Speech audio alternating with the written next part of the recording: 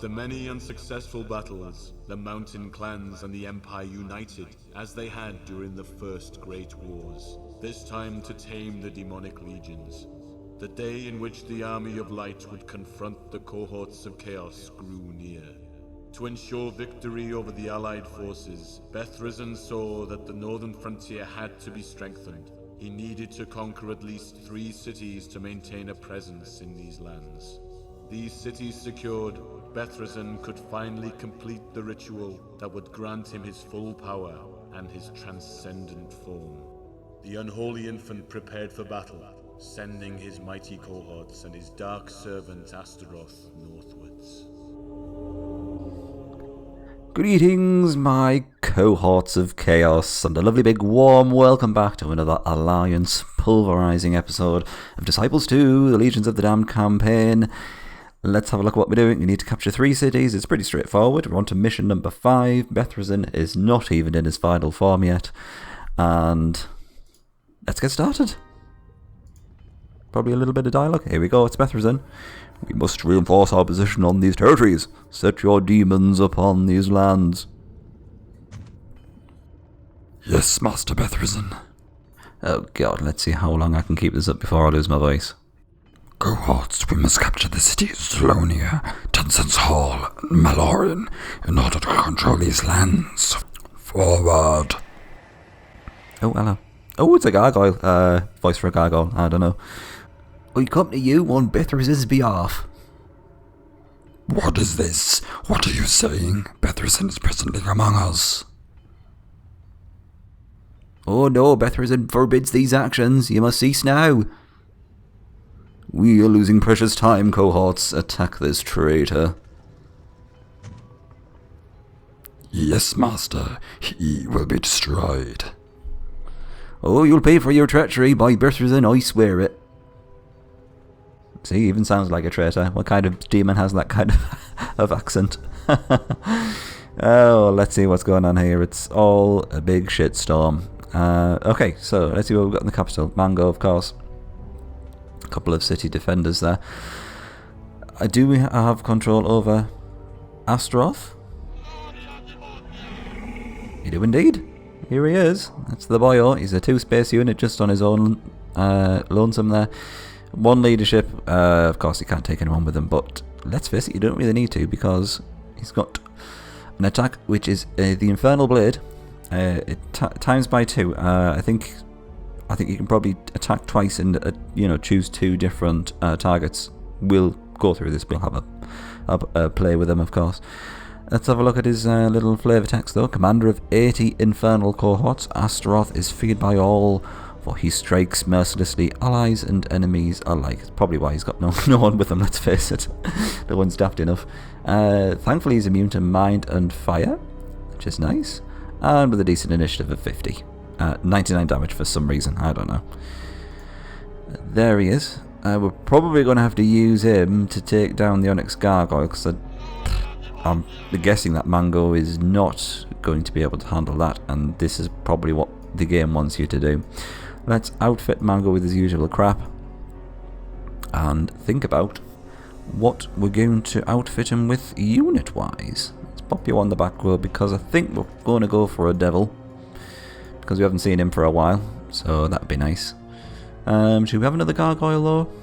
I'm going to say no, and I'm going to bring forward the possessed, and on the back line let's have ourselves not a cultist because they're too expensive. Is it 60, yeah. Never mind. I think I might just pop a couple of ranged units on the back. Not ranged units, mage units. Although I am playing with the idea of popping the witch there. That would be nice. Let's see. Mango, of course, shouldn't be on the front. So, oh yeah, that kind of solves things. So I might as well put him there. No, this isn't working. Sorry, you've got to go back. Fluffing it up already. Yeah, the idea was, I don't know why Mango was on the front, but the idea was to get the witch on the back and then go down a different upgrade route. So we kept the witch, but got something like the demonologist as well, which would have been interesting. But And that's kind of solved itself. We'll have to get an initiate on the next turn, though. How much gold do we have? Just the 50. So that's not going to happen. So we can't do any upgrade structures. So let's get... hold on a second. Let's see what we got here. Onyx gargoyle. Yeah, he's just going to pulverize everything. Chances are he's going to give us far too much experience anyway, so none of our units will be able to level up. So we'll use Astaroth and showcase his abilities, as this is pretty much what the game wants you to do. Lovely. So that was a nice start with a miss there. Here we see Astaroth with his lovely big blades of green, I don't know, plague or whatever it is. I don't know. What did it say it was? Unholy something? Infernal blade? I'm not good with words, sorry. But as you can see, he gets to attack twice each turn, and then you get to designate the target of the attack. And each attack, should I say. It's got a ridiculous amount of XP in order to level up, but let's face it, he's pretty much powerful enough as it is. No dialogue after that? That's fine then. We'll have to use Astaroth, I think, to do a little bit of scouting. I will remember this time, Raxus, to research and use illusions. Don't worry about that. But in the meantime, I think we can probably get Mango out to do a little bit of levelling up, hopefully. He's not got that far, actually. What's that? Oh, he's not got very far at all, actually. Yeah. Maybe about 20 or something. This is good. In terms of what we can take on, though, I'm feeling reasonably confident about this orc. Sod it, let's go for it. Might have to get some of our guys to defend, but I think we've got the firepower to bring them down, especially with this berserker being on the front line. So you can do that. Hopefully get these two to soak up the damage, meaning that you're going to have to defend. Oh, he still gets a hit, though. Okay, I'm assuming it's just because he's still pretty easy to take down even though he is defending. I am going to get rid of you to reduce the amount of damage that the possessed is going to take. There goes the orc. And is he going to get another shot in? Mr. Goblin Archer, he is, but it's not a problem. As there he goes. And that's enough for a level up for Mango. Good times are ahead, and we get this little treasure chest as well for our troubles. Little potion of healing never is a bad thing early on. I'm going to move Mango back now, getting him ready for when we get this get the initiate. Is it initiate? Yes, I think so. Anyway, let's end our turn. I'm not going to skip the AI's turn for the first turn because you do get a little bit of banter from the Lord, so we'll see what they say. I think it looks like we're, according to the mission info, we're up against 2 Lords this time, which is spankingly good times. Probably, is it the Dwarves and the Empire? I expect so. There's the Empire chap, looking a bit like Patrick Mower. Our troops are ready to claim your land. Thanks. And yes, the Dwarves as well. Not entirely sure what portraits that's taken from. This is obviously an ice giant or something like that. Your puny forces cannot stop the clans. Of course not. So I think what we're probably going to do is get the initiate, go down a different upgrade route for our mages, and probably a different upgrade route for the demons as well. Got 2 space unit. Let's see what we can do for Mango though. Accuracy, 20% chance to hit's nice. Pathfinding's always a good one, but chances are you can find something a bit better. That's also splendidly nice. All units in the leader's party will gain 25% more experience. Oh, it's tempting. Arcane knowledge, blah. Orbs are blah. Might we will get eventually. I'm just very much tempted to go for Weapon Master. I think this may also apply to the leader himself, so it's a bit of a no-brainer to go for something like that early on. As soon as you get something, I'm always a stickler for buffs and things that will actually increase your experience points early on, as it tends to pay for itself, you know, the earlier on that you actually get the buff. There's our little cultist friend. Sorry, I said initiate before, I'm stupid. I'm still thinking of the undead. Never mind. Let's bring him out. Let's grab this little parcel of gold. It's another potion of healing. Why not? Zombie, Templar and Ghost. That's looking a little bit scary. Mainly because these are 2-tier units on the top, on the front row there. I still think we could do it. We're going to go 2 over the top in terms of experience, because we do need to get these upgrade structures built first. So of course we're going to have to go after the Templar just to reduce the amount of damage our Possessed is going to take. Oh, it looks like they're going to... Oh no, I thought they were going to concentrate on the Devil for a moment there, so we'll get him to defend.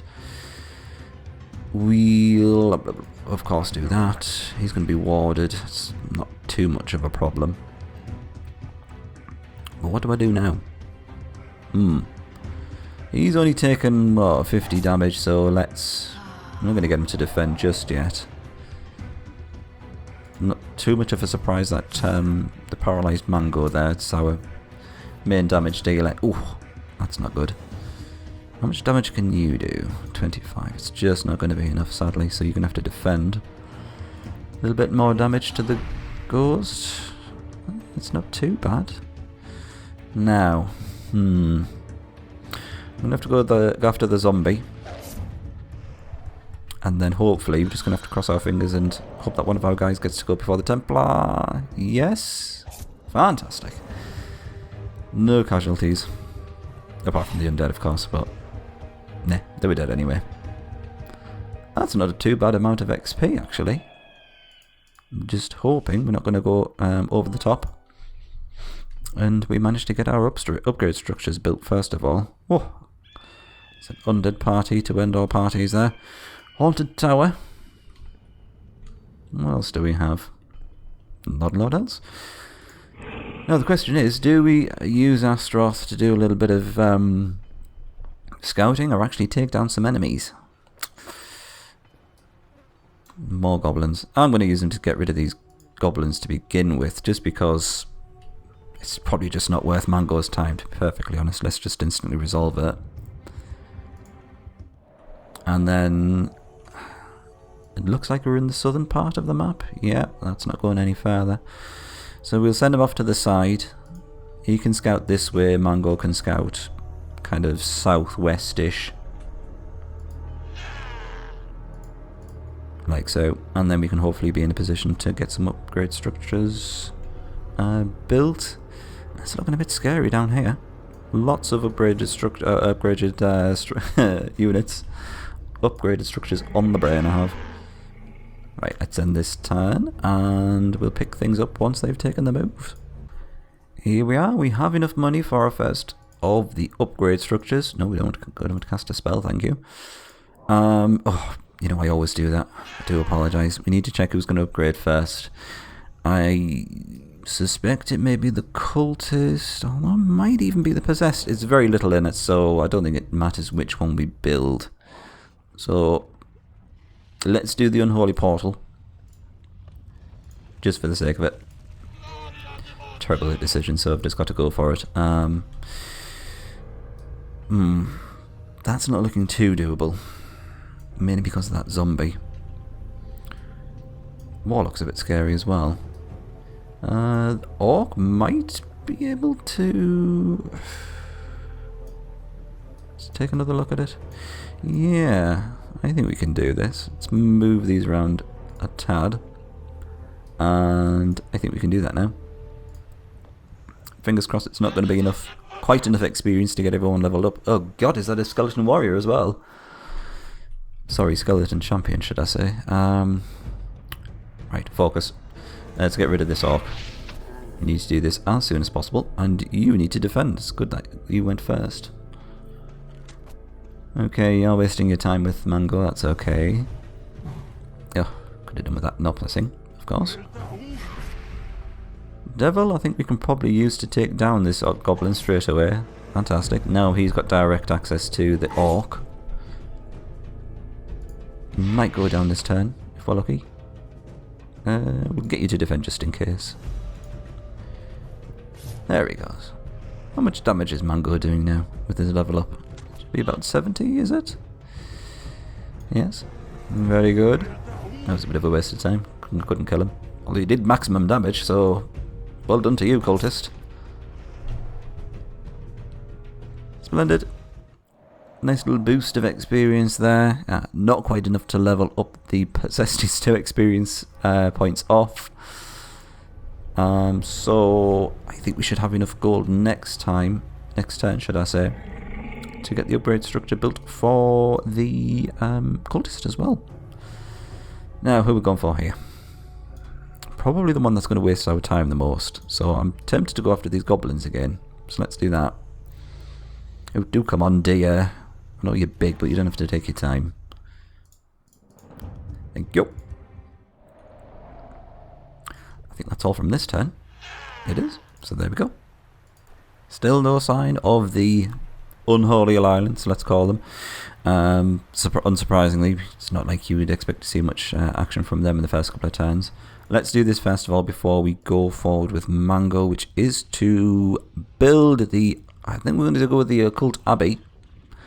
And I think we're probably going to go down this route, maybe. But first of all, let's build the Occult Abbey, because we definitely need to do that. And then we'll deal with that problem later. Let's move him a little bit further south, because I'm intrigued about this little chap. Good lord. We're nowhere near that at the moment. Let's grab this unguarded treasure, though. Hello? Potion of speed? Thank you. More zombie-tastic action there. See, what we want is something relatively easy with not a great deal of experience. That might do it. City of Davonin. Master Thug and a normal Thug. Let's move you a little bit further north, Astaroth, shall we? Oh, that looks like a spider. Is it? Great. One of my favourite friends. More goblins around here. And an orc champion. Let's get him to do a little bit of scouting for us, I think. Oh god, and another spider. More orcs, more orcs. You can just stay there. Oh! We've got our Mountain Clan thief, of course. Bit of action there. Okay, let's move Mango a little bit further forward before we decide who we're going to go for. Zombie and Templar. Zombie. I think it might be Zombie Templar. Oh, I don't know, actually. I'm going to go with Master Thug and this Thug. Let's move you up. Let's cross our fingers and hope that the Master Thug goes for the Possessed, who will then get a level up and get a HP refill. Excellent.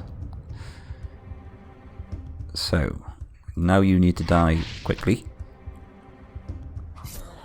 Yes, you can go for the devil, that's fine. I'll get you to defend just in case. Oh, poo. Yeah, the cultist couldn't finish him off. Oh, God! Right, okay. You can still do it. That's right, get rid of him. And you get rid of him. Excellent. Okay, that went well. And fantastic. That's a nice looking party we've got already. Okay, so let's move this around. I'm going to keep the devil there, actually, because we need him to one side. We don't have to get him too much damage, because he's already a little bit roughed up. Man at Arms and Spearman. Actually, he's in the perfect place to take that on. We can't go after this city now. That's fine. Never mind. That will be ours in the next turn. So, yeah, I think I'm going to have to leave things here, I'm afraid, my friends. We've done a little bit of scouting around the place. We've got our eyes on our first city. Astaroth's doing a little bit of scouting for us. And Mango's not in too bad shape at all. So, let's leave things here. And I'll see you in the next episode of Disciples Sacred Prophecy. I was going to say Sacred Prophecy, but that's a combination of both. It's Dark Prophecy, and I'll see you next time once I'm not so drunk. Bye-bye for now, Questers.